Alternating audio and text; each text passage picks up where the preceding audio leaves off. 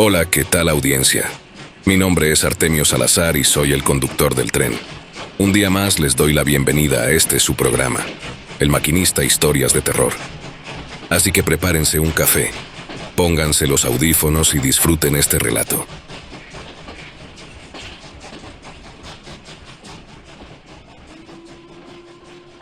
Hola querida comunidad, les habla su amigo el maquinista.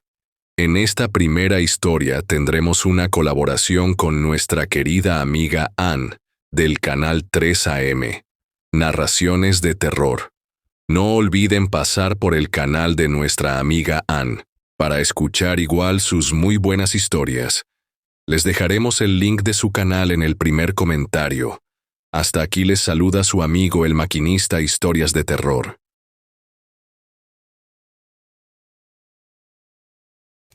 Cuando encontraron a Jorge Telles, llevaba meses desaparecido. Todos pensaban que ya no volvería, y hasta sus colegas del canal local hablaban de él en pasado, como si se tratara de alguien que ya no existía. Fue un gran shock cuando lo vieron llegar al pueblo, con el rostro pálido y delgado, como si no hubiera visto la luz del día en mucho tiempo. Sus ropas estaban desgarradas, y su mirada era de alguien que había visto cosas que no debía. La noticia corrió como pólvora. Jorge Telles había regresado. No pasó mucho tiempo para que el canal organizara una entrevista exclusiva. Querían saberlo todo, entender cómo sobrevivió en la zona del silencio, ese lugar misterioso del que tanto se rumora. Decían que quien se adentraba demasiado ya no siempre regresaba, y si lo hacía, no volvía igual. El estudio estaba lleno de tensión. Había luces, cámaras y varios compañeros reporteros listos para escuchar el relato. Pero desde el primer momento, todos notaron que Jorge no era el mismo. Su piel parecía más pálida, su cabello estaba gris y su voz sonaba apagada, como si estuviera contando algo de ese otro mundo. No era el Jorge que ellos conocían, el reportero valiente y curioso. Era alguien quebrado, alguien que había dejado algo de sí mismo en el desierto. «Gracias por estar aquí, Jorge», dijo el entrevistador, tratando de romper el silencio incómodo. «Sabemos que ha sido difícil, pero queremos entender, ¿qué fue lo que te pasó allá?» Jorge miró a su alrededor con desconfianza, como si esperara que algo o alguien apareciera en cualquier momento.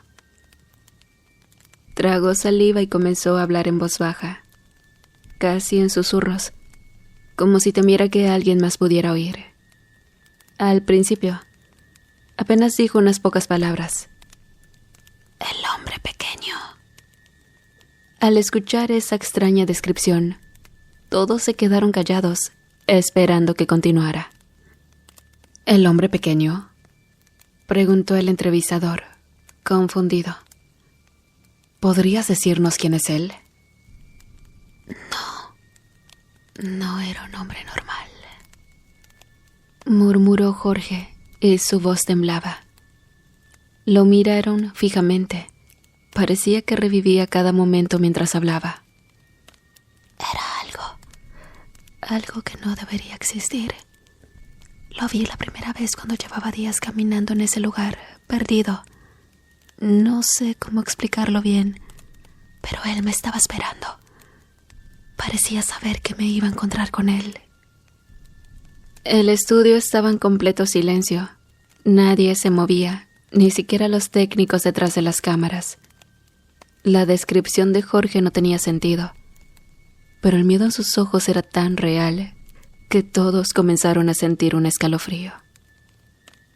«¿Cómo era ese hombre pequeño?», insistió el entrevistador.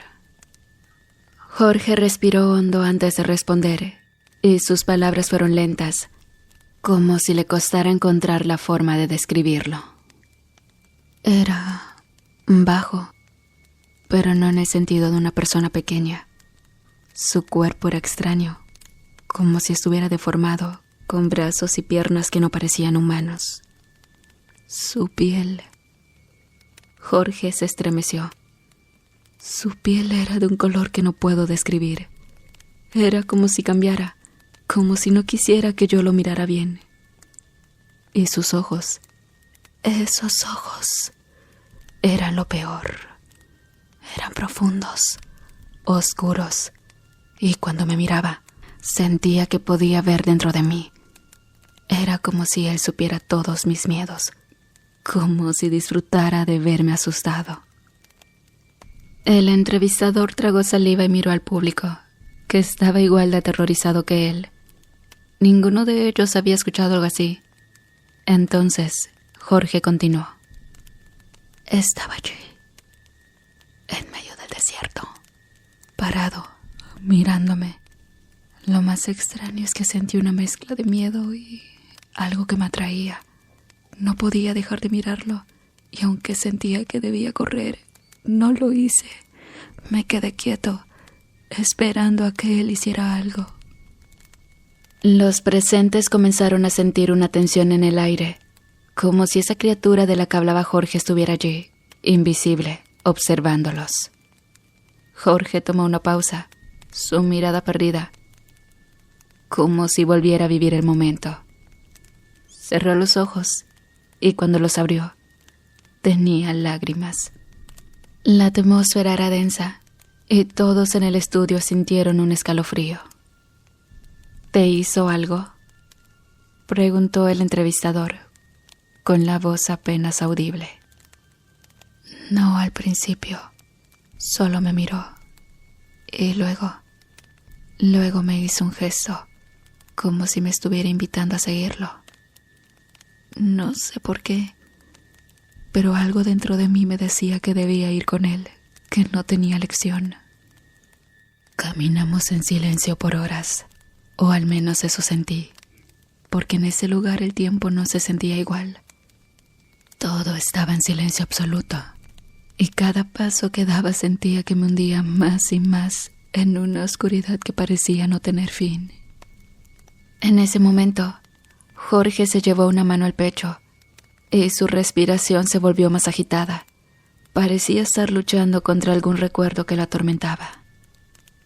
Después de caminar tanto, llegamos a una especie de cueva, dijo, y su voz sonaba temblorosa, como si el simple recuerdo lo llenara de terror. Las rocas que la cubrían eran gigantescas, tan grandes que parecían puestas ahí a propósito para que nadie entrara. Casi no había espacio para pasar, pero él, ese hombre pequeño, se agachó y me hizo un gesto para que lo siguiera. Yo no quería entrar, pero había algo en su mirada que no me dejaba decir no. Sentí como si mis piernas caminaran solas, como si una fuerza me empujara desde adentro. Jorge hizo una pausa y miró sus manos temblorosas. Todos los que lo rodeaban esperaban en silencio, con los ojos bien abiertos. Los reporteros y técnicos que lo observaban parecían olvidarse de que estaban en un estudio de televisión, como si todos estuvieran transportados al mismo lugar del que Jorge hablaba, esa cueva desconocida en medio del desierto. La entrada era tan angosta que casi me quedo atrapado. Continuó Jorge, y una especie de mueca de angustia apareció en su rostro. Tenía que agacharme y moverme de lado para entrar. Había una sensación horrible de encierro, como si el aire ahí adentro fuera diferente, pesado, como si me estuviera tragando. Pero lo peor no fue eso. Jorge bajó la voz, como si se avergonzara de lo que iba a decir. Lo peor fue el olor. El entrevistador arqueó las cejas. Fue un detalle inesperado que hizo que todos en el estudio se tensaran aún más. Jorge continuó. Era un olor a muerte, no como el de un animal muerto, sino algo más profundo, más antiguo. No sé cómo describirlo, pero me revolvió el estómago. Sentí ganas de vomitar, pero me aguanté. Ese hombre pequeño caminaba frente a mí, como si nada. parecía no afectarle el olor ni el ambiente de ese lugar. Me guiaba como si supiera exactamente a dónde íbamos. Jorge tomó aire y sus ojos volvieron a perderse en el vacío. Estaba claro que no estaba solo en sus pensamientos. Volvía a estar allí, en esa cueva, con el hombre pequeño. Mientras avanzábamos, la cueva se hizo más amplia. Al fondo, había algo que no tenía sentido. Lo vi de lejos, una figura, o mejor dicho, varias. Se detuvo y tembló ligeramente, como si no quisiera decirlo. Era una pared llena de esas cosas colgadas, ropa, mochilas, hasta lo que parecían cámaras. Todo estaba cubierto de una capa de polvo, como si llevara años ahí. El estudio se llenó de murmullos. Las palabras de Jorge resonaban como un eco en cada uno de los presentes, y la tensión crecía con cada detalle que compartía. El entrevistador tragó saliva antes de preguntar: ¿de dónde venían esas cosas, Jorge? ¿Eran de otras personas? Jorge asintió con una expresión de horror en su rostro. Sí, eran de otras personas. Me acerqué un poco, aunque en el fondo sabía que no debía. Había hasta pasaportes, documentos y fotos. Fotos de gente que seguramente nunca regresó. Fue entonces cuando me di cuenta de que yo no era el único que había seguido al hombre pequeño. Otros habían estado ahí antes que yo, y quién sabe cuántos más. La tensión en el estudio creció aún más. Los presentes se miraron unos a otros, como si trataran de asegurarse de que estaban en un lugar seguro. Y Jorge continuó. Estaba a punto de dar media vuelta y salir corriendo, cuando de repente sentí un roce en el brazo. Era una mano, fría, huesuda, que me tocaba sin fuerza, pero lo suficiente para que yo sintiera cada hueso, cada dedo, como si hubiera estado esperando a que yo me acercara. Me quedé paralizado, sin poder moverme, sin poder siquiera gritar. Fue en ese momento que me di cuenta de que no estábamos solos allá adentro. La cara de Jorge se contrajo en una mueca de terror. Todos en el estudio sintieron un escalofrío recorrerles la espalda. El entrevistador, con el rostro desencajado, le preguntó: ¿qué pasó después? Jorge se quedó en silencio por unos segundos, y luego, con un susurro apenas audible, dijo: la mano me soltó, pero sentí que algo o alguien me estaba observando desde las sombras. No vi nada, pero supe que estaba allí. Fue entonces cuando el hombre pequeño me hizo una señal y siguió caminando. No sé cómo, pero mis pies lo siguieron. Fue como si no tuviera control de mi cuerpo. Y mientras avanzaba, no podía quitarme la sensación de que algo, una presencia oscura, me seguía desde atrás, como esperando el momento adecuado para tomarme. Jorge se detuvo. Sus ojos estaban llenos de lágrimas y su voz sonaba quebrada, como si estuviera al borde de un colapso. Al final, llegamos a un lugar más amplio y vi algo en el centro. No sé si era un altar o algo peor, pero parecía un lugar de culto, algo que no pertenece a este mundo. La entrevista quedó en silencio total. Jorge tardó varios segundos en volver a hablar. En su rostro se veía una mezcla de pánico y agotamiento, como si estuviera reviviendo cada instante de lo que vivió en aquella cueva. Todos en el estudio lo miraban, hipnotizados, y sin poder apartar la vista de su rostro marcado por el horror.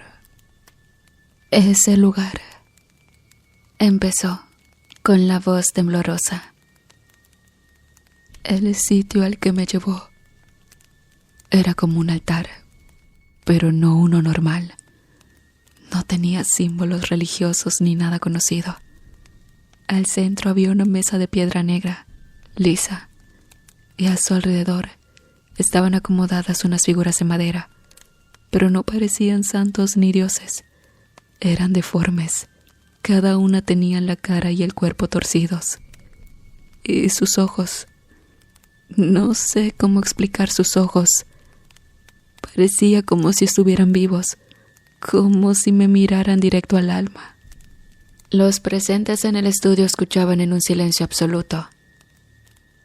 Cada detalle de Jorge sumía más y más a todos en un sentimiento de incomodidad y miedo.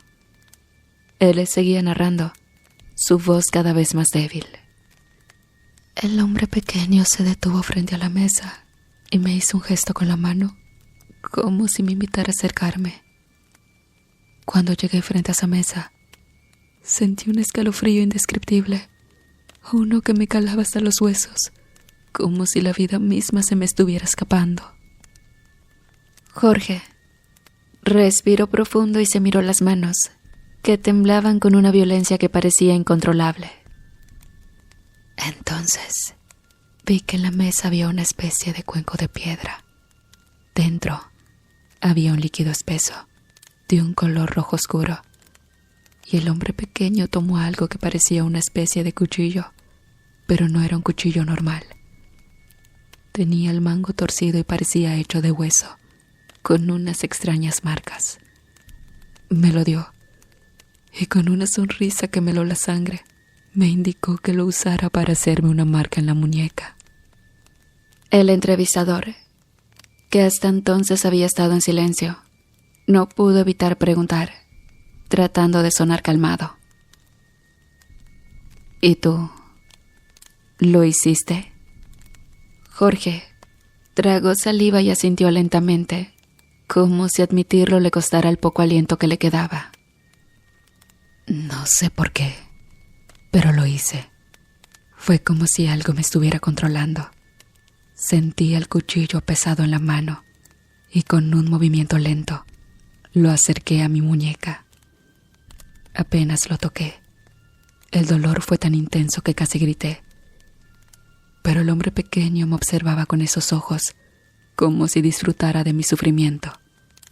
La sangre empezó a brotar y él tomó el cuenco y lo colocó justo debajo, dejando que cayeran unas gotas.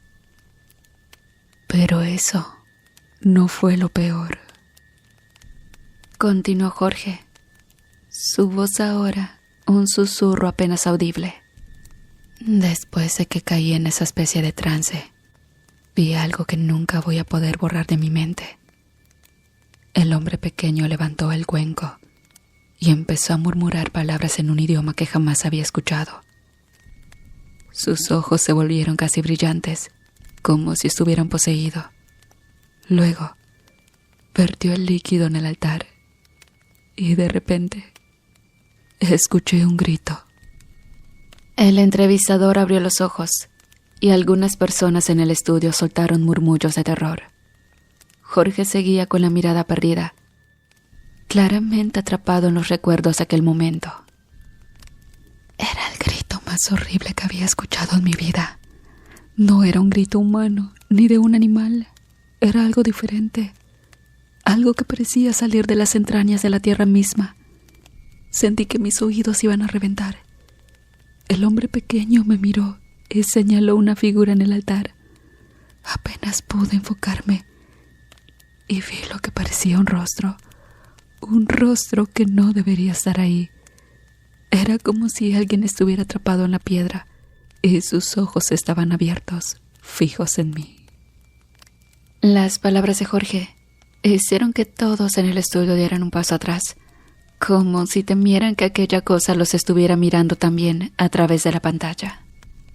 Esa cara, no sé si era real, pero se movió.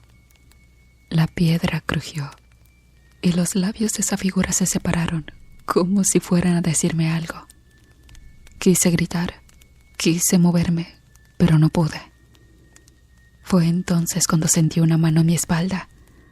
Era el hombre pequeño, empujándome hacia el altar. No tenía fuerza, pero su toque era tan helado que sentí como si me estuviera congelando el alma. Jorge se detuvo, respirando con dificultad. El silencio en el estudio era abrumador, como si todos estuvieran reteniendo el aliento. Finalmente, alguien en el estudio, con la voz temblorosa, preguntó: ¿Y qué pasó después? Jorge cerró los ojos, tratando de encontrar fuerzas para continuar. Cuando ya no podía soportarlo más, el hombre pequeño soltó mi brazo y me dejó caer al suelo. Me sentí mareado, débil, como si me hubieran arrancado algo. Entonces, él sonrió y me dijo, en un español roto y casi burlón, que ya tenía la marca y que eso me iba a permitir regresar cuando él lo deseara. Fue en ese momento cuando entendí que no tenía escapatoria. Y saben, Jorge continuó hablando en medio de un silencio absoluto. Todo el set estaba paralizado, como si el horror de sus palabras hubiera dejado a todos pegados a sus asientos, incapaces de apartar la vista de su rostro, mismo que ahora tenía un aspecto cadavérico. Sus ojos estaban enrojecidos y su piel pálida, como si la vida misma se le estuviera escapando, mientras narraba la terrible experiencia en la zona del silencio. «¿Cuándo me soltó?», murmuró Jorge. «Él me dijo que yo le pertenecía. Me dijo que la marca que me hizo era para poder volver a llevarme cuando él quisiera, pero también para que yo pudiera invocarlo aquí». El presentador dio un paso atrás, aterrorizado, mientras la cámara seguía grabando. El equipo de audio y video, así como el staff, comenzaron a temer, notando algo extraño en la voz de Jorge, que ahora sonaba grave, gutural, como si fuera otra persona que hablara a través de él. De pronto, Jorge se agarró la mano y mostró una herida en el centro de su palma, una cicatriz que parecía reciente. Pero lo que más llamó la atención fue que la cicatriz comenzó a brillar con una luz roja, intensa, que pulsaba como si tuviera vida propia. Pequeños hilos de sangre empezaron a brotar de la herida y caían lentamente, formando un pequeño charco en el suelo. «No solo me permite regresar», dijo Jorge, su voz cada vez más oscura. «También me permite invocarlo», repitió una vez más. La voz que salía de su boca ya no era humana. Era como si algo terrible estuviera hablando a través de él, usando su cuerpo como una marioneta. Los camarógrafos y el personal en el set empezaron a retroceder, algunos con las manos temblorosas, otros con la mirada llena de terror. Nadie sabía qué hacer, y el presentador, paralizado por el miedo, apenas lograba mantenerse en pie. De repente, Jorge dejó de hablar y su cabeza cayó hacia atrás, mostrando el blanco de sus ojos. Su cuerpo empezó a temblar de manera incontrolable, como si estuviera siendo sacudido por una fuerza invisible. Sus pies se levantaron del suelo, y ante la vista atónita de todos, empezó a levitar en el centro del set, mientras una extraña energía rodeaba su cuerpo, haciendo que sus extremidades se contorsionaran en ángulos imposibles. Una especie de humo oscuro emergía de su boca y de la herida de su mano, llenando el aire con un olor nauseabundo, una mezcla de metal y carne podrida. La luz en el set comenzó a parpadear violentamente, sumiendo a todos en una secuencia de destellos y sombras rápidas. Los empleados, camarógrafos e incluso el presentador intentaron huir, gritando en medio de la confusión. Y en su desesperación, algunos tropezaron, pero nadie se detuvo a ayudar a los que caían. El pánico se apoderó de todos. De pronto, un estallido ensordecedor sacudió el set, como si algo invisible explotara en el aire. Las cámaras y las luces comenzaron a estallar una por una, lanzando chispas y trozos de cristal en todas direcciones. Pero el horror no terminó ahí. Las personas en el set comenzaron a gritar de una forma desgarradora, como si estuvieran sintiendo un dolor indescriptible. Uno de los camarógrafos fue el primero en caer al suelo, agarrándose el estómago con ambas manos, mientras su cuerpo se convulsionaba de manera violenta. Antes de que alguien pudiera acercarse a ayudarlo, su piel comenzó a romperse, y de su interior salieron trozos de carne y vísceras que se esparcieron por el suelo. Otros miembros del equipo corrieron hacia la salida, pero uno a uno se fueron cayendo al suelo, con sus cuerpos explotando de manera grotesca, dejando rastros de sangre y restos por todas partes. El presentador intentó abrir la puerta, pero algo invisible la mantenía cerrada, como si una fuerza sobrenatural los hubiera atrapado a todos en ese lugar. En el aire, flotando y contorsionándose de manera antinatural, Jorge comenzó a reírse. No era una risa humana.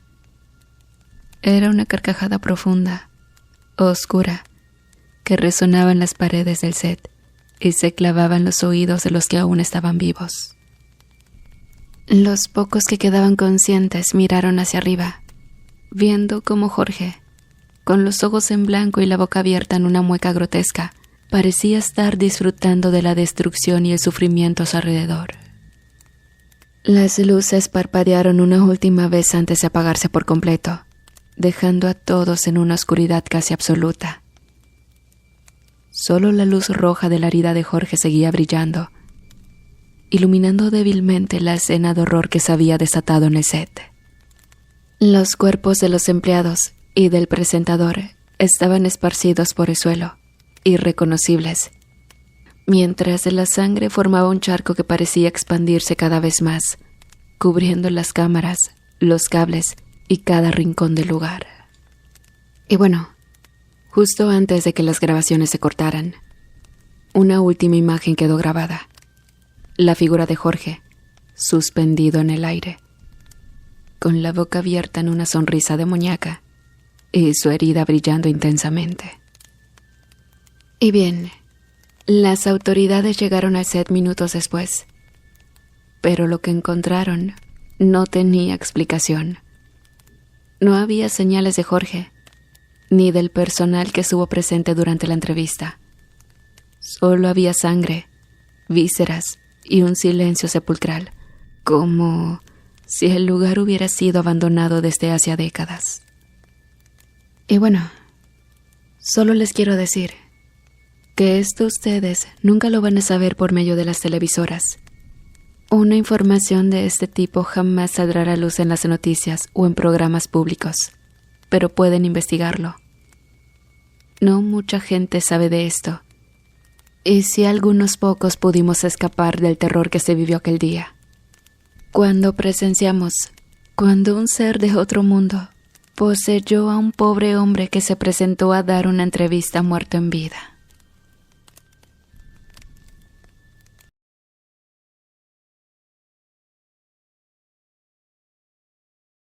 Soy Jaime Marquina, periodista de una escandalosa revista de conspiraciones, ovnis y cosas que se salen de lo normal o creíble. Honestamente, nunca me había topado con un caso real, entre comillas, hasta que di con la mina de oro, el Bolsón de Mapimí. Este lugar se encuentra en la sección septentrional de la altiplanicie mexicana, es decir, al norte de la Sierra de Durango, sur de Chihuahua, Coahuila y el norte de Zacatecas. Fue precisamente en el pueblo de Mapimí, en Durango, donde las autoridades locales me informaron acerca de un joven noruego. Sven se llamaba, según recuerdo, cuyo caso rebasaba por mucho lo normal. Supuestamente ninguno de los programas televisivos de ese tipo de contenido se había enterado, debido a que nosotros pagamos mucho mejor, modestia aparte. Así fue como nos dieron la primicia, con la condición de que el nombre del pueblo debía ser omitido en todo momento. Pero algo me hizo romper esa promesa de confidencialidad. Según el traductor, Sven y 6 amigos habían juntado sus ahorros para conocer la afamada zona del silencio. Siendo ávidos y casi fanáticos entusiastas del fenómeno ovni, les atrajo la famosa leyenda de que cosas sobrenaturales suceden en ese lugar. Honestamente, aparte de que la brújula dejaba de funcionar y el carro parecía moverse de manera antinatural, no veía gran atractivo en esa región, hasta que los lugareños me confirmaron que las cosas espantosas solo suceden de noche. El caso es que Sven, Noah, Philip, Oscar, Lucas, Axel y Emil arribaron a Durango a eso de las 6 de la tarde, buscando un buen lugar donde comer algo y pasar la noche. Comenzaron a planear su viaje, y fue cuando Roberto, un guía local, les hizo una buena oferta que incluía alojamiento, comidas, todos los servicios y el famoso tour por la región misteriosa. Los casi adolescentes estaban fascinados. Les saldría mucho más barato de lo que imaginaron. Además, tendrían una oportunidad única, pues Roberto les prometió que podrían llevarse como recuerdo cuanta cosa extraña pudieran encontrar y cargar. Fue una oferta que los chicos no pudieron rechazar, pero de la que se arrepentirían casi de inmediato. Esa noche comieron como reyes mientras planeaban su excursión y comentaban que deberían comprar mochilas extra para llevar sus recuerdos. Animados y bien descansados, bajaron a almorzar, y esa fue la última vez que se vio a sus compañeros y al guía. A las 11 de la mañana del jueves 20 de mayo de 1999, salieron en un viejo camión Ford, adecuado como todoterreno, con rumbo al Bolsón de Mapimí, para adentrarse en la enigmática zona del silencio. Se cuenta, y el mismo Sven lo confirma, que todos iban contentos, cantando y bromeando con Roberto, a excepción de Axel, quien desde el principio comentó que era una pésima idea ir en un solo auto y con un solo guía. Sven le dijo que se relajara y disfrutara del viaje. La incursión comenzó de lo más normal, arribando a su destino a las 2 de la tarde. El sol abrasador los obligó a levantar una tienda para evitar insolarse. La charla era amena, y desde el primer momento, comenzaron a hacer hallazgos bastante interesantes, como conchas marinas. No sería extraño si se tratase de fósiles, posiblemente el almuerzo de alguien más. Lo extraño era que esas conchas eran de colores vistosos, de formas caprichosas y que ninguno de los 8 recordara haber visto jamás. Incluso algunas parecían joyas brillantes. Además, vieron bichos extremadamente extraños, de tamaños variados, incluyendo una especie de saltamontes muy peculiar que, ni bien se acercó a los viajeros, mordió a Noah. Al intentar atraparlo, descuidaron por un momento a su compañero, quien comenzó a convulsionar súbitamente, hasta que cayó sin vida, con espumarajos amarillentos y malolientes saliendo de su boca, oídos y nariz. Philip gritó aterrorizado, y no era para menos. Noah era su hermano mayor. ¿Qué les diría a sus padres al volver a casa? ¿Qué le dirían todos a sus padres al volver a sus respectivas casas? Roberto, conmocionado, afirmaba que no sabía de la existencia de esos animales. De hecho, no debería haber algo semejante. Decidieron regresar al pueblo y volver con la policía para las averiguaciones sobre la repentina y espantosa muerte de su compañero. Pero para desgracia de los intrépidos viajeros, el viento negro se desató de pronto a las 3 de la tarde, borrando las huellas del camión, con el sol en su máxima intensidad. Se le conoce como viento negro a las ráfagas súbitas, violentas, poderosas y prolongadas de vientos procedentes del norte, que arrastran a su paso inmensas cantidades de polvo desértico, lo que ocasiona que la visibilidad sea totalmente nula. Sin mencionar que opaca la luz solar, por ello recibe ese infame nombre. Por si fuera poco, todo sedimento afilado que pueda levantarse por los aires se convierte en un arma mortal, como lo descubrió Lucas para su mala fortuna. Primero quedó cegado, y posteriormente, debido al pánico, aspiró grandes cantidades de polvo abrasivo, lo que le ocasionó un colapso pulmonar fulminante. Ya eran 2 los decesos y ni siquiera había pasado un día. Llegadas las 7 de la noche, todos estaban en un mar de lágrimas. Estaban totalmente perdidos y a merced de los elementos. Ni toda la experiencia de Roberto los había preparado para lo que se había desatado. Sven, por su parte, trataba de consolar a sus camaradas. El más afectado era Philip, al ser el más joven. La impresión había sido demasiada. ¿Quién está preparado para ver a su propio hermano perder la vida en un país ajeno al suyo, en un lugar apartado de todo, en lo que se suponía iba a ser un viaje divertido y edificante? La mañana sorprendió a los aventureros con su tercera baja. Flip se reunió con su hermano gracias a un piquete de escorpión, uno demasiado grande incluso para los registros. Aunque en Durango abundan los escorpiones, nunca se había visto uno de semejantes dimensiones, quizás de 40 o 45 centímetros de pinza a cola, además de que se notaba sumamente agresivo. Philip no tuvo la menor oportunidad. Axel gritó enloquecido y, tomando el zapapico del camión, se enfrentó al animal, que a pesar de recibir varios golpes directos, costó mucho trabajo para ser ultimado. Además, despedía un olor extremadamente potente y desagradable. Los 5 sobrevivientes estaban hartos, exhaustos, asustados y hambrientos, por lo que, sacando los víveres que llevaban, se dispusieron a comer. Sven les propuso navegar a la antigua, pero debían comer y recuperarse para lograrlo. Lo harían durante la noche para evitar sucumbir al sol abrasador. Eso les facilitaría las cosas y evitaría que el calor arruinara el viejo camión, el cual tampoco se veía en las mejores condiciones. Estando escasos de agua, no se podían dar el lujo de usar la restante en el oxidado radiador que estaba lleno de fugas. De nada les serviría así. Estaban discutiendo eso cuando algo los hizo paralizarse totalmente de terror.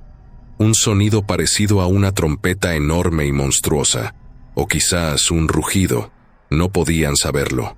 Sin embargo, ese ruido infernal les puso los nervios a 1000. Ya más calmado, Axel dijo algo que nadie había notado. Parecía que lo que producía ese sonido los estaba rodeando y se aproximaba, como si fuese una especie de sonar, como hacen las ballenas cuando cazan. Pero eso no sonaba a una ballena, sino a algo peligroso. Además, estaban en tierra firme, en un maldito desierto. No era posible, pero se aproximaba a ellos peligrosamente, mandando totalmente al carajo su plan original. Roberto les dijo que subieran al camión hasta donde les permitiera llegar. Sin medir las consecuencias, todos subieron y Roberto aceleró a fondo. Al inicio, todo parecía estar bien. Sin embargo, lo predicho apenas en la mañana resultó mucho peor de lo que esperaban. Nadie supo a ciencia cierta si fue el radiador o el motor por entero lo que estalló, pero dejó empalado a Roberto, quien, agonizante y con borbotones sangrientos brotándole por todas partes, miraba el grueso trozo de metal incrustado en su tórax, atravesando hasta su espalda. Histéricos, los extranjeros gritaban y lloraban sin saber qué hacer. El camión seguía su marcha desbocado hasta que finalmente una zanja lo hizo volcar. Oscar tenía una fractura espantosa en la pierna izquierda. Su fémur se había roto a la mitad, saliéndose de manera grotesca de sus carnes en sentido contrario a su posición normal. Axel seguía enloquecido. No podía dar crédito a lo que estaba pasando, mientras que Emil se había golpeado fuertemente el pecho. Solamente Sven tenía la capacidad de caminar y estar relativamente lúcido y consciente. Por decirlo así, era la única esperanza de los muchachos para sobrevivir, por lo que, haciendo acopio de toda su cordura y a punto de llorar, tranquilizó a Axel. «Viejo, por favor, debo ir por ayuda. Por lo que más quieras, cuida de los chicos, carajo. Oscar se ve realmente mal y no sé qué pensar sobre Emil. Trataré de llegar lo más pronto posible, lo prometo».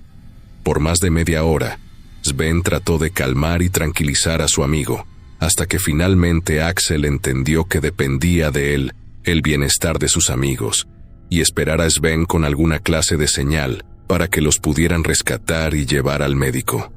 Cuando Sven vio que las cosas estaban claras, se cubrió la cabeza con un trapo y un gorro para evitar sufrir una insolación, caminando entre los riscos para aprovechar la sombra. Su jornada estuvo llena de riesgos, no solo por el clima, sino también por el largo trayecto que le esperaba hasta el poblado más cercano. Sabía que el sol se mueve de este a oeste, así que trataría de ubicarse para caminar rumbo al norte, hacia el pueblo. Sentía que caminaba demasiado, pero que realmente no avanzaba nada.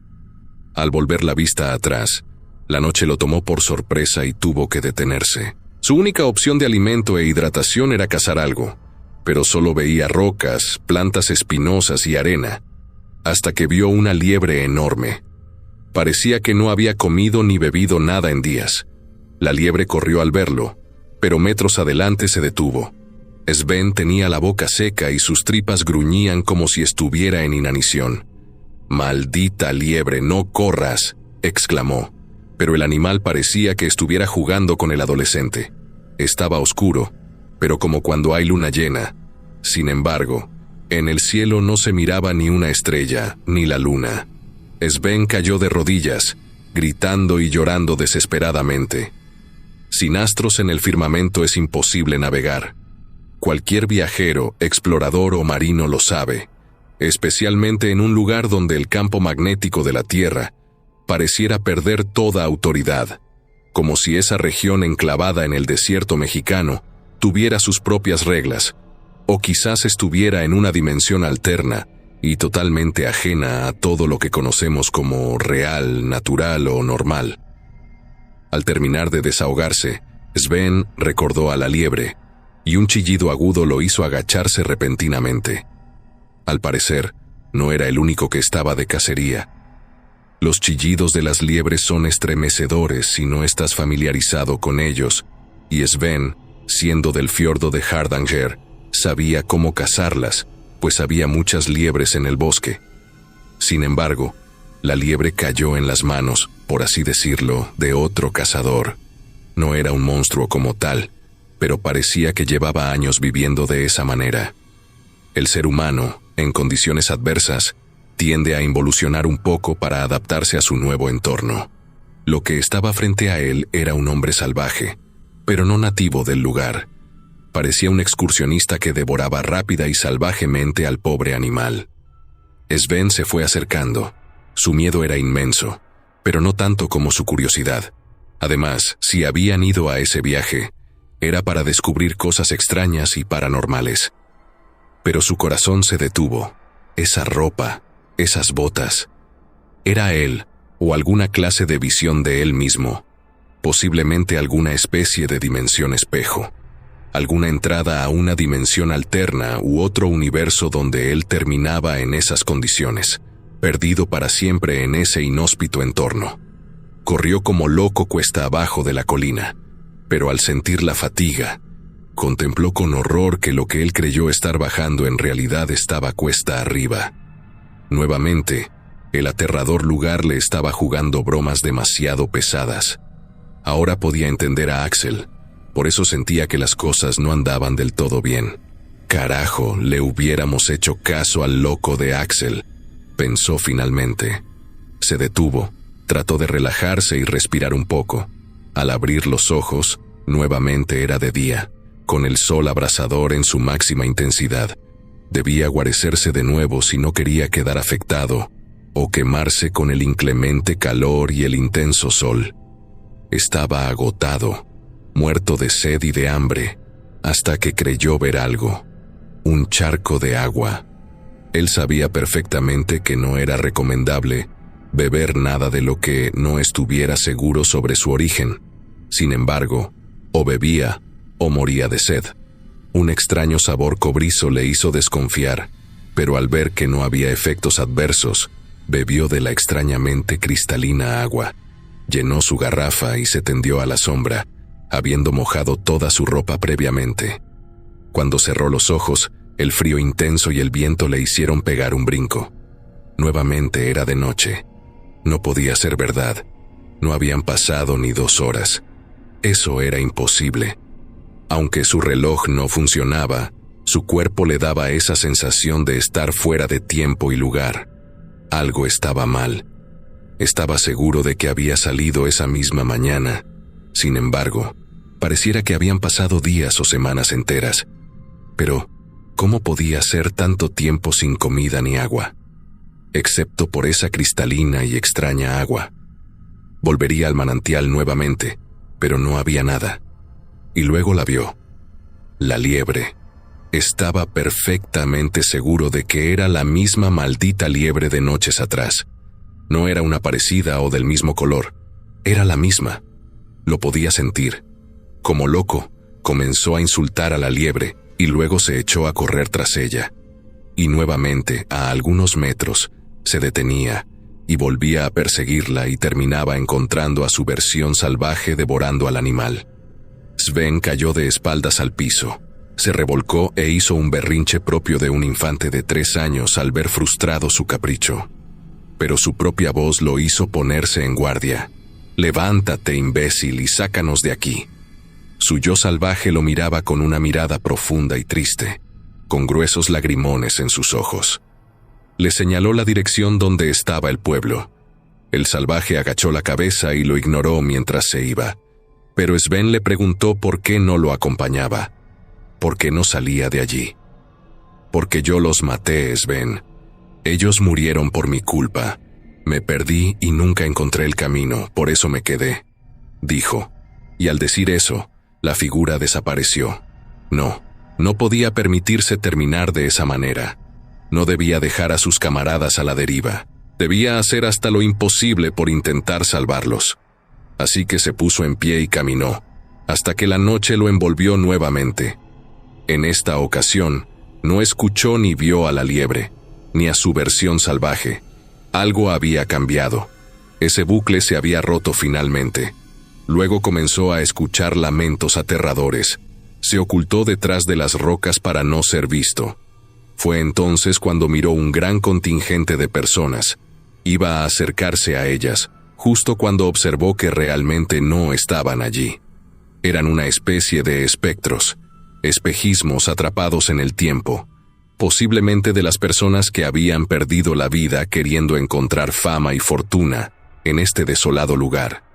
Pero no fueron los únicos espejismos que presenció Sven.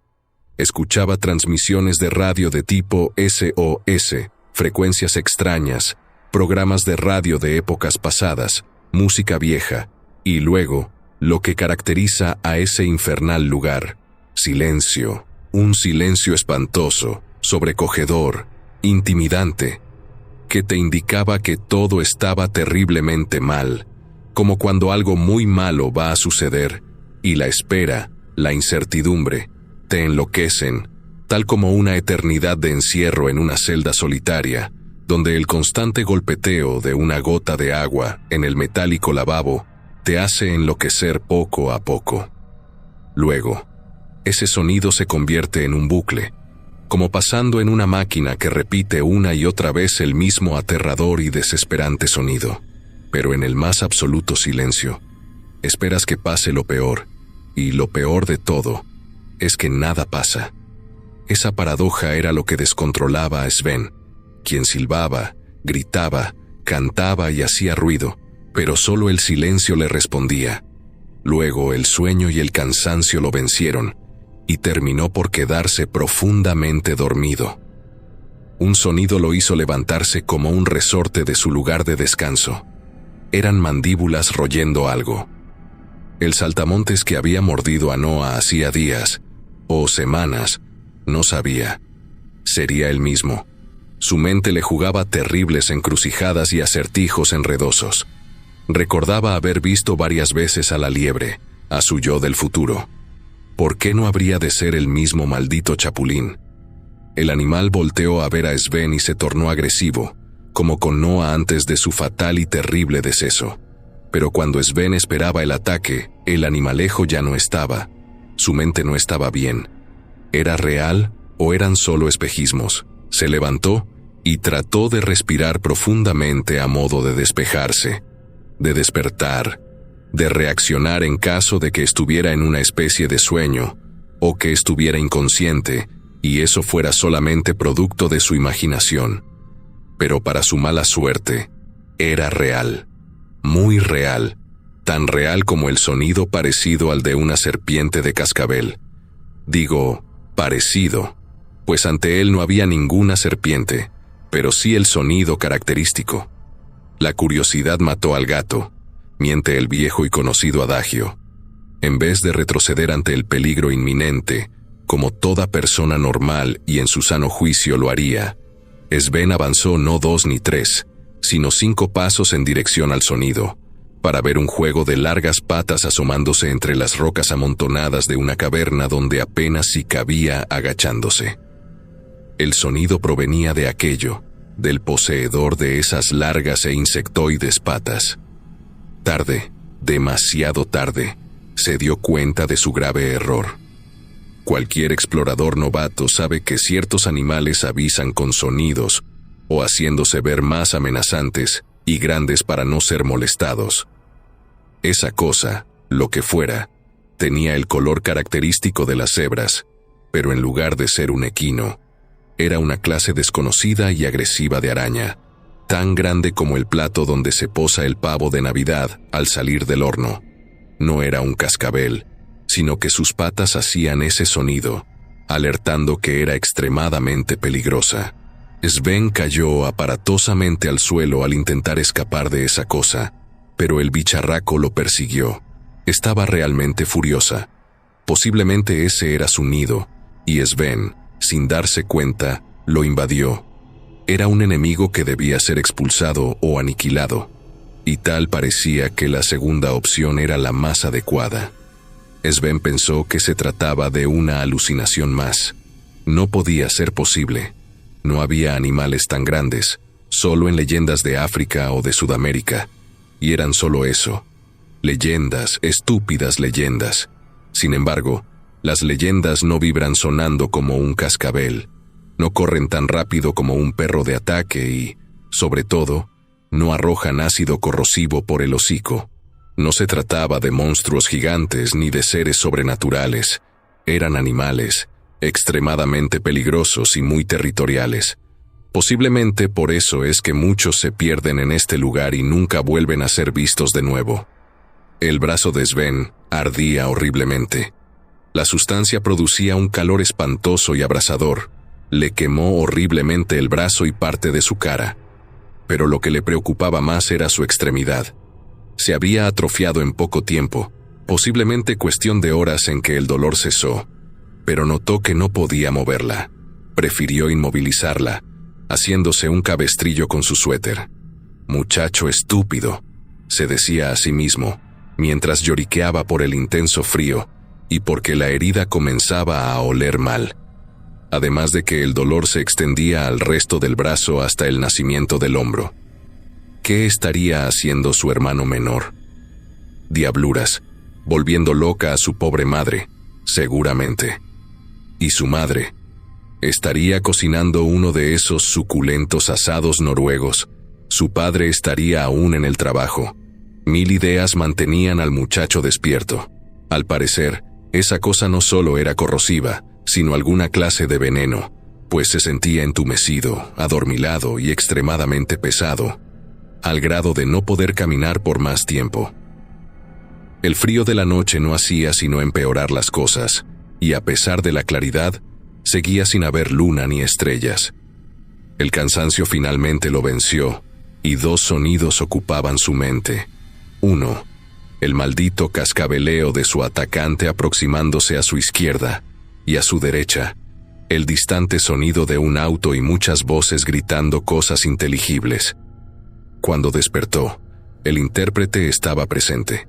Supieron su nacionalidad por su carnet de identificación que lo acreditaba como estudiante noruego.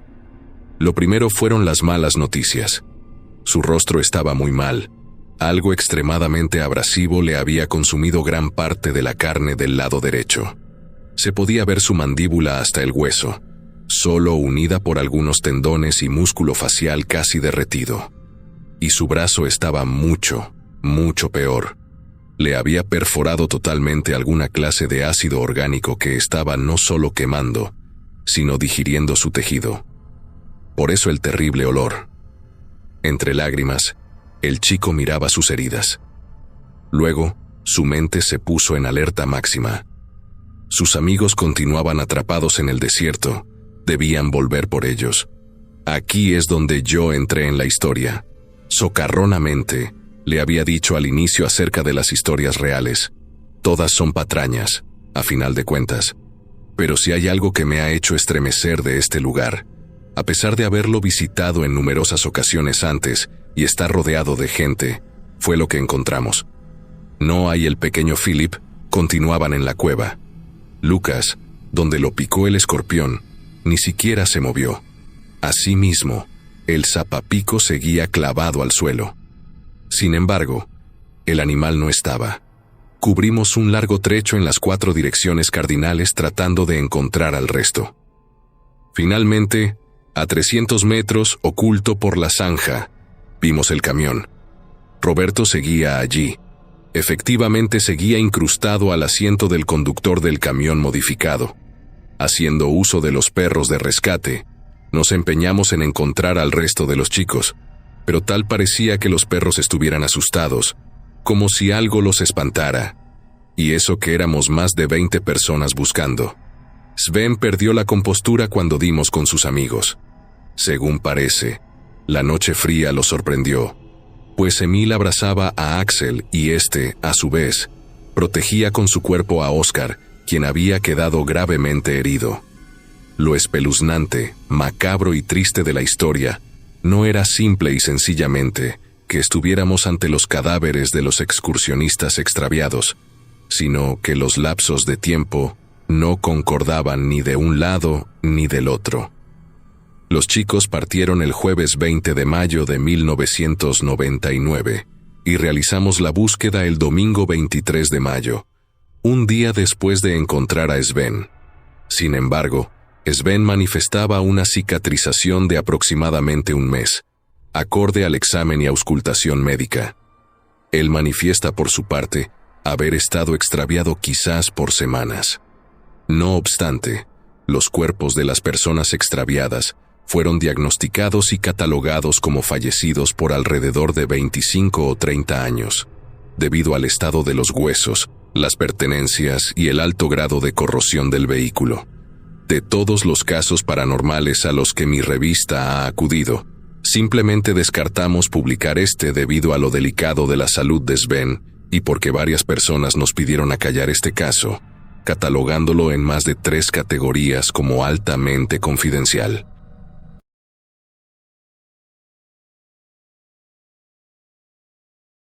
Buenas noches.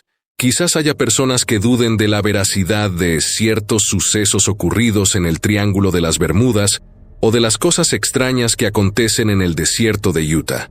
Pero si les dijera que aquí, en México, hay una región donde ocurren hechos aterradores que salen de toda lógica posible, ¿qué me dirían? Mi alias, para fines prácticos, es Aldo Tapia. Me desempeñaba como capitán primero de infantería.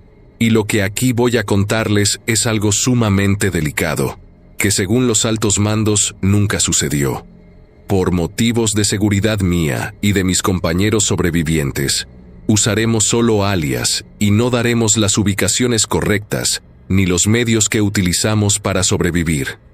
Debía ir a un curso a un batallón de infantería que está por Santiago Papasquiaro, en Durango, junto con mi mejor amigo el teniente Adame, y el sargento primero de infantería Pérez, entre otros valientes que, por respeto, no he de mencionar para no manchar su memoria. Yo era muy escéptico hasta esa fatal noche, y todo aconteció al ir de regreso en la famosa Zona del Silencio, que para aquellos que no conozcan, es un cuadrante en la región que une a los estados de Durango, Chihuahua y Coahuila. Según el teniente de transportes a cargo del convoy, era un atajo para ahorrarnos algunas horas al ir de regreso.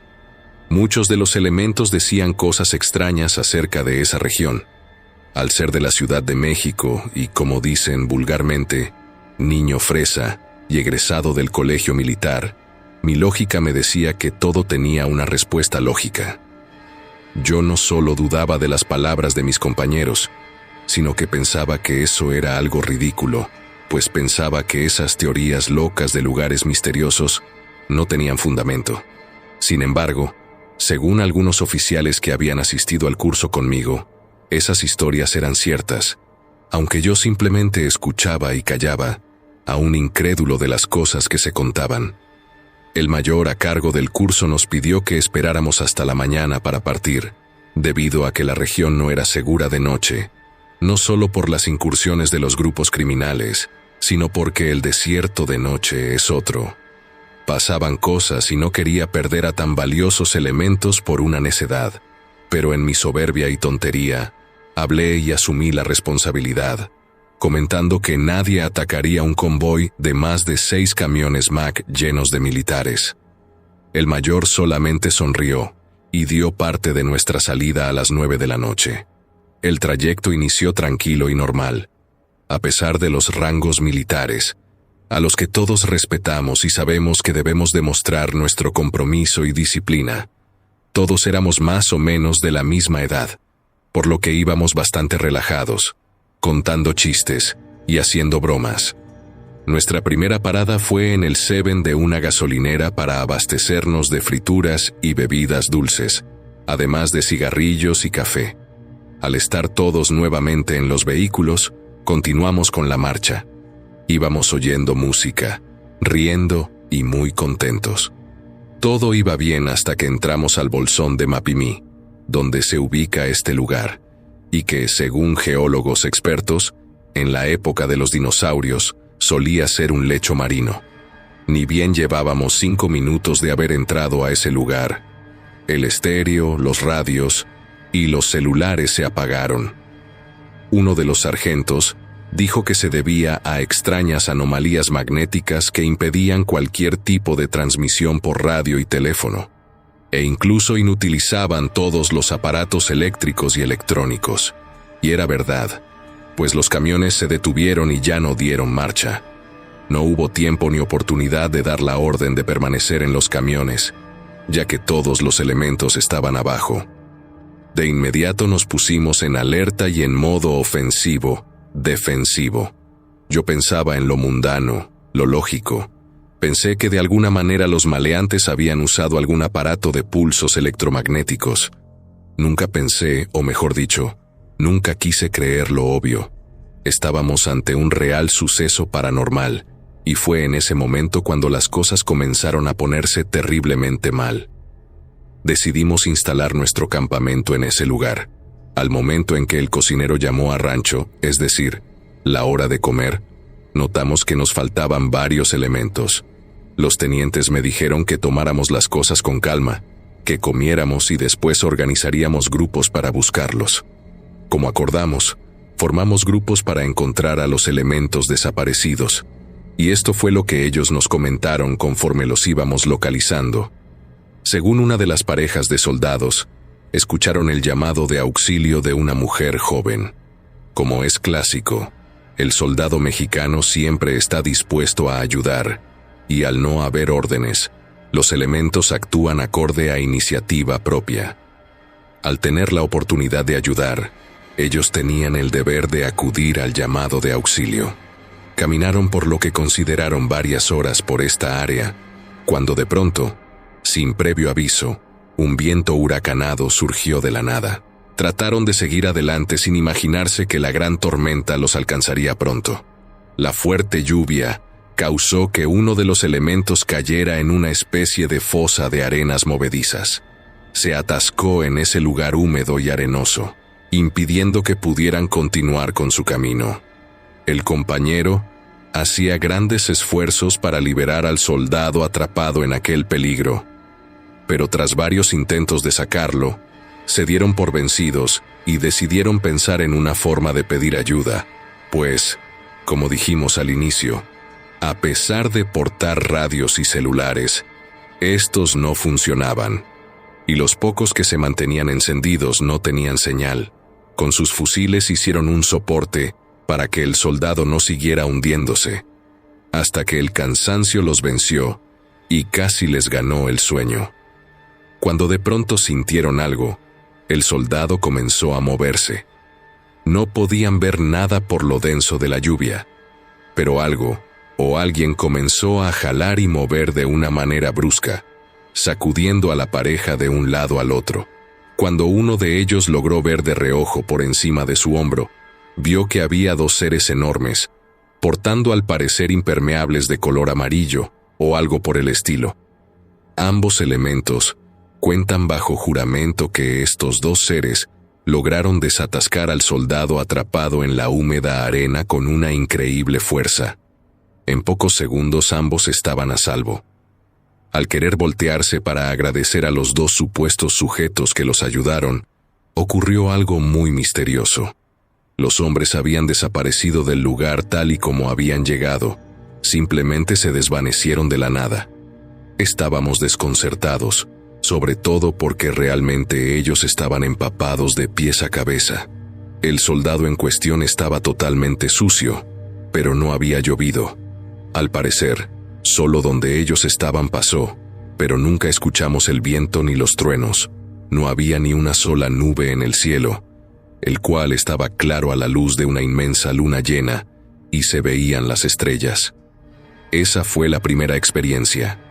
Seguimos adelante, pues aún faltaban varios soldados desaparecidos. El otro grupo era de 6 elementos. Allí nuestras alertas se encendieron al máximo, pues escuchamos tiros a la lejanía, y eran de nuestros fusiles, no había duda.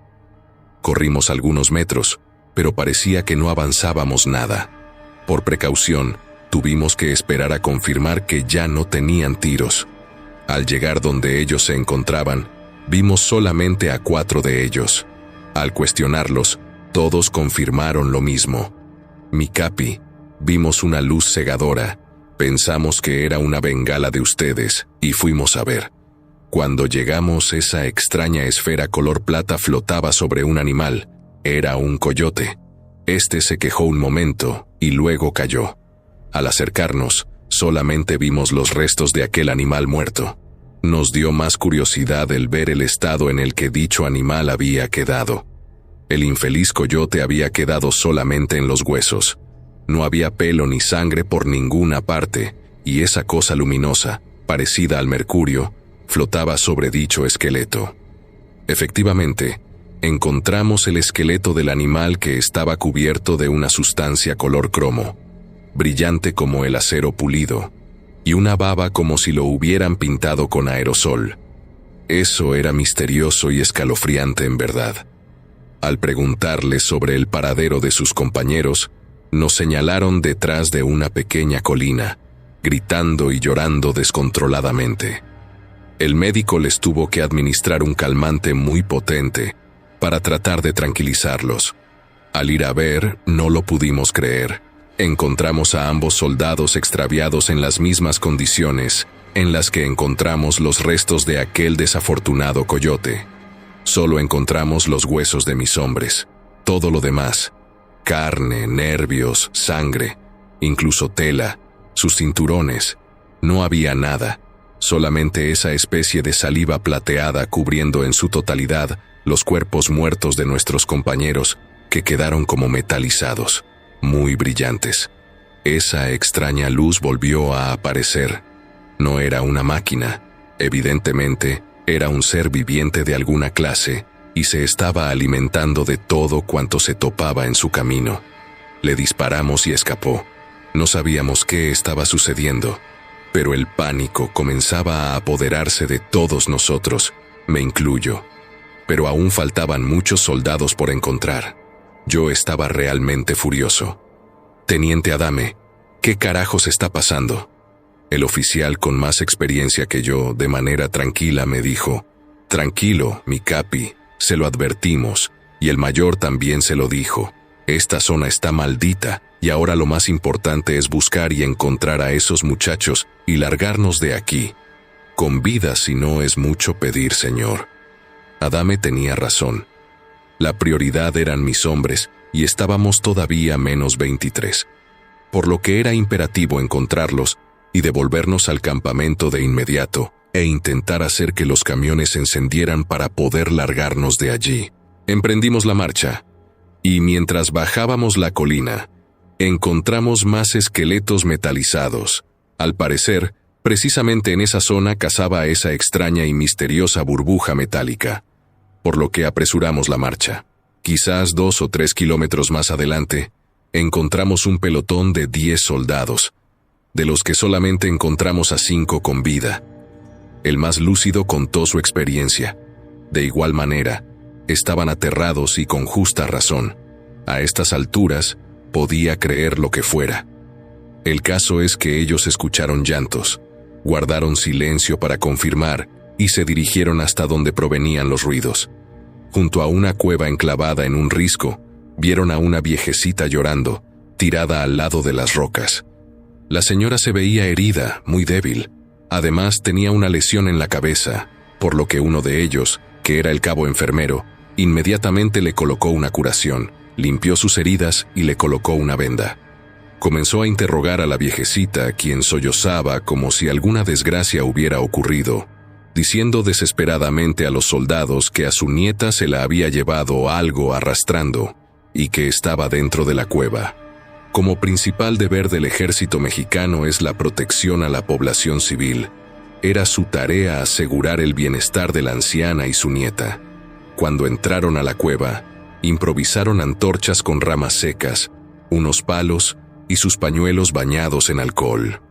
Al ir cuestionando a la anciana acerca de si había visto qué tipo de animal fue el que se llevó a su nieta, la vieja dijo que sí.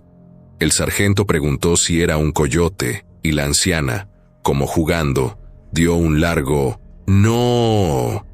El otro sargento preguntó si se trataría de un puma, y la tipa respondió nuevamente con ese burlón «¡No!». A esas alturas, los soldados ya sospechaban algo. Un cabo preguntó si era un lagarto. La anciana rió y nuevamente soltó el «no», como burlándose de los militares.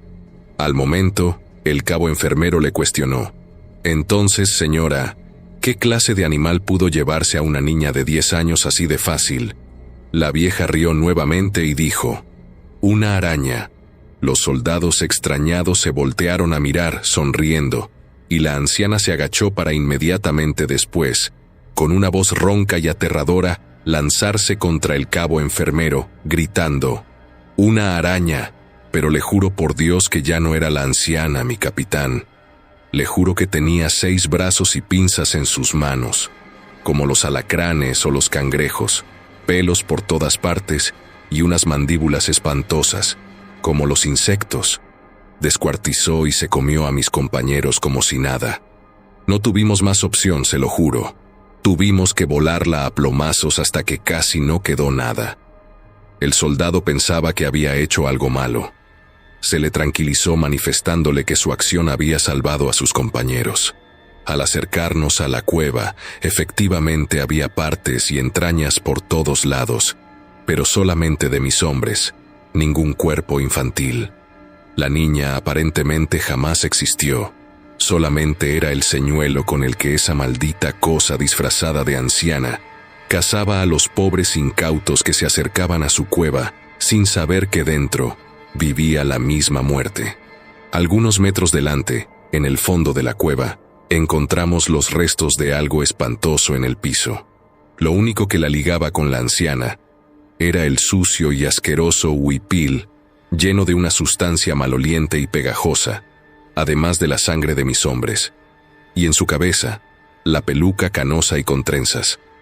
Una trampa bastante buena para conmover a los inocentes de que, en realidad, ese maldito monstruo era una indefensa abuelita. Estábamos en medio de la nada, aterrados y sin manera de pedir ayuda. Por si fuera poco, en este lugar habitaban cosas muy por encima de lo real. Tuve que ponerme enérgico para calmar a mis hombres, haciendo un esfuerzo supremo para no mostrar que también estaba aterrorizado a morir. A ver, señoritas, atención, nos faltan 13 hombres y hay algo allá afuera. Así que recolecten las municiones que puedan, y si algo nos mira feo, lo muelen a punta de bala. ¿Quedó claro? ¿Siguen aquí? ¿Qué esperan? Muevan el maldito trasero, y más vale que salgamos con vida, porque no quiero decir a sus madres que perdí a sus hijos en acción. Muevan la cola, princesas. Mis hombres notaron que mi intención era la de motivarlos y sacarlos con vida de allí, y respondieron a una voz: «Señor, sí, señor», y marchamos a buscar a los últimos elementos. Recorrimos un gran tramo de terreno. Algo no me estaba cuadrando. Aparte de las aterradoras cosas que estaban sucediendo, sentía que llevábamos horas y horas caminando, pero sin embargo, las estrellas, la luna, seguían en el mismo lugar, como si el tiempo se hubiera detenido. No tenía sentido. ¿Cuánto tiempo había pasado desde que nos apartamos del campamento? El cansancio era otra señal de que habían pasado por lo menos 6 horas desde que dejamos los camiones. Debería estar por amanecer, pero la luna seguía en todo lo alto. Estaba enloqueciendo quizás, pero no podía romperme. Estos hombres dependían de mí y mi control para manejar la situación. ¿Cómo hacerlo si yo mismo ya estaba dudando de mi cordura?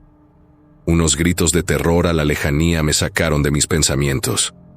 8 hombres, 5 ya sin vida, de igual manera en pedazos y 3 enfrentando con mucha dificultad una especie de lagarto enorme. Pensé que sería un varano, un dragón de Komodo o algo por el estilo, debido a que estaba parado en las 2 patas traseras. Luego algo me dijo que esa cosa tampoco era nada normal. En primer lugar, era blanco, como la arena, no albino, sino de ese color. Y en segundo lugar, caminaba en 2 patas, no como nosotros, pero era bípedo y tenía garras en forma de manos, incluso con pulgares abatibles, pero con dedos demasiado largos terminando en afiladas y puntiagudas garras.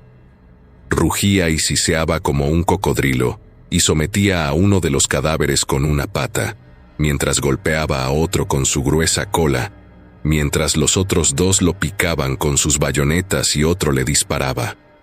Sus compañeros le cedieron sus municiones. Estaba herida la bestia, pero seguía peleando. Por si fuera poco, pareciera que nada podía tumbarlo. Cuando escuché al sargento Pérez, ya cansado y harto al igual que nosotros, decir: «A ver, niñitas, pásenme mi M60». El sargento le colocó la correa a la ametralladora.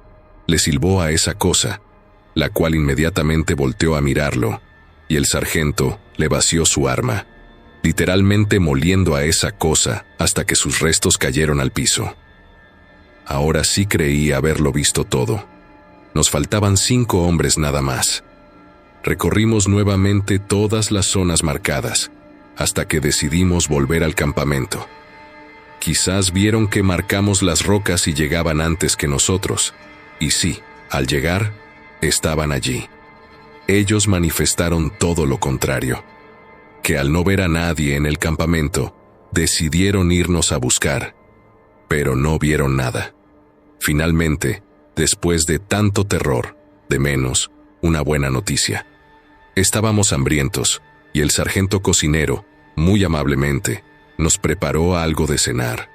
Tratábamos de atar cabos cuando un aullido grueso, espeluznante, tan aterrador que nos erizó los vellos del cuerpo de la cabeza a la rabadilla. «Ahora qué madres pasa», dijo el sargento Pérez levantándose y tomando su M60 de nuevo. «Cálmate, Misar», le dijo Adame. «Quizás solo sean coyotes o...» «¡Perros! Mi capitán, vienen muchos perros», gritó el sargento cocinero. «Maldita sea. ¿Ahora qué vamos a hacer?» Al verlos, Adame dijo: «Esos no son perros, Aldo. Mira su tamaño y su forma». Efectivamente, Adame tenía razón. Esas cosas, lo que quiera que fueran, parecían una especie de perros, pero sus características físicas no coincidían con ninguna clase de can conocido o exótico, por lo menos no del planeta Tierra. Pérez gritó: «¡Pónganse a cubierto!». Accionando su poderosa ametralladora, se plantó cubriéndonos a modo de abordar los camiones. Algo estaba terriblemente mal. Esos animales, si bien sí podían morir, no era fácil abatirlos. Requerían de muchos tiros, y nosotros no teníamos sino las municiones necesarias para una incursión pequeña. Tratamos de apoyar a Pérez, pero desgraciadamente lo alcanzaron. Esas bestias definitivamente eran carnívoras, pues no tardaron en desmembrar al bravo guerrero y devorarlo rápidamente. Carajo, ni siquiera éramos una unidad de batalla. Simplemente estábamos haciendo cambio de personal, y otros éramos estudiantes. ¿Cómo demonios íbamos a saber que debíamos defender nuestras vidas de cosas desconocidas? Porque eso no era nada natural, no eran fantasmas ni espíritus. Odio la palabra extraterrestres. Si tuviera que definirlo, diría que eran seres venidos de otra dimensión, de otro plano, de otro universo alterno quizás. ¿Cómo fue? Concentramos el fuego en grupos a una fiera a la vez. No debíamos desperdiciar tiros, de eso dependía nuestra vida. Estaba funcionando. Ya habíamos tirado a 6 de esas cosas, cuando vimos que venían más. Adame me jugó la clásica broma que siempre nos hacíamos al hacer algo estúpido. Oye, perro, dile a tu hermana que se ponga bella porque hoy llego jalado. No te atrevas, maldito imbécil. Pero mi mejor amigo simplemente sonrió y se lanzó por la M60 de Pérez, la cual abatió a más de esas cosas. Tanto la fabulosa arma como el teniente más valiente que yo hubiera conocido, y quien tuve la fortuna de que en vida fuera mi mejor amigo, dieron todo de sí hasta que las correas de municiones se terminaron. Con la más grande impotencia observé a una de esas bestias llegar por detrás de mi amigo, prensándolo con su enorme hocico por la cabeza. Después de eso mi hermano de armas cayó decapitado al suelo, aún convulsionándose debido a los reflejos de la muerte repentina. Todo se silenció de repente. Un tiro me había ensordecido. Luego esos malditos perros comenzaron a arrastrar a mis hombres hacia la oscuridad desértica, evidentemente asesinando y devorando a cada uno de ellos. A pesar de que sabíamos que no éramos rivales para ellos, les íbamos a vender muy caras nuestras vidas. Reabastecí el fusil y tratamos de defendernos a como diera lugar. Nuestros amigos y colegas no iban a morir en vano. Sentí un zarpazo que me noqueó y me derribó del camión pesadamente al piso. Pensé que era nuestro fin cuando una luz cegadora me hizo cubrirme el rostro. Ya no había tiros. No escuchaba nada. Todo parecía en cámara lenta. Observé a un teniente de policía militar hablándome, pero no escuchaba lo que estaba diciendo. Perdí el conocimiento y no supe más de mí. Desperté en un hospital que evidentemente no era militar, pero estaba fuertemente custodiado. Al preguntar dónde estaba, los policías militares cerraron la puerta y reforzaron la guardia. Al parecer, era una gran noticia que hubiera recuperado la conciencia. Todavía me dolían la cara y los oídos. No había sido para menos. Me levanté al baño. Era raro que en una habitación de hospital hubiera baño propio. Al mirarme al espejo, noté 4 marcas profundas de garras. Los animales dejan 3, por lo que eso, obviamente, no era un animal común. ¿Lo dije o lo pensé? Efectivamente, mayor, dijo una voz en mi habitación. Al salir le dije, «Se equivoca, soy...». No me equivoco. Se le ha ascendido, pero hay condiciones para ello. A partir del momento en que se le encontró con vida y el testimonio de su alto valor al defender a sus hombres, se le ha dado el grado de mayor de infantería. Estaba tan confundido que tuve que preguntar, ¿cuántas horas estuvimos perdidos? ¿Horas? Jejeje, no, mi querido amigo. Estuvieron perdidos 5 semanas, 4 días y 19 horas exactamente. Y no lo pensó, lo dijo, y lo deliró por días. Tiene toda la razón. Esas criaturas no pertenecen a la fauna de la Tierra. Vienen de, como usted lo supuso, otra dimensión. Y queremos saber por qué y por qué precisamente en ese lugar.